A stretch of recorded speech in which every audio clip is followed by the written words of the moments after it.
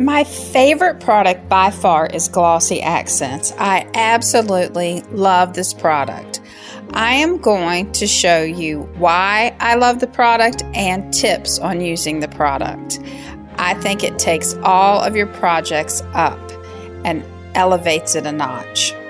If you go to use your Glossy Accents and it has hardened inside the tube to come out, I just got these sewing pins from the sewing section. I thought they were adorable. They had a good grip on it, and I can just use that to unclog the top of the Glossy Accents, and it works just absolutely perfectly.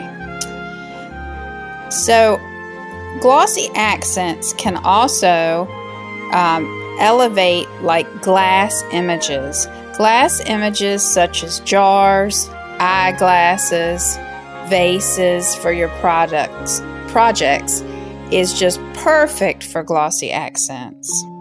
My next tip with Glossy Accents is to embellish your card with it. Take something like this balloon image and take it up a notch by making the balloons shine. My tip here too is to work from the inside out so you don't get the Glossy Accents on your hands, and also trace around your image and then fill it in. It makes the process so simple. Another tip with Glossy Accents is to set it aside and let it dry overnight. I like this because I know it's set up very well. And here's a close-up shot of the balloons on the card. Don't you just love how they shine like latex balloons?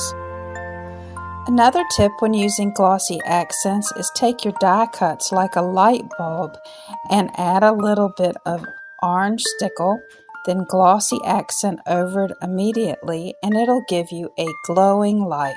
Last but not least, I love to take sentiments up a notch using Glossy Accents. If I do end up with a bubble in my Glossy Accents that I don't want, I just use that same sewing pin to unclog the Glossy Accents to remove any of those.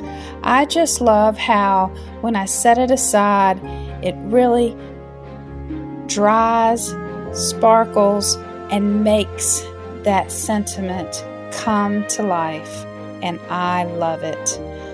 Let me know how you like to use Glossy Accents or your favorite product.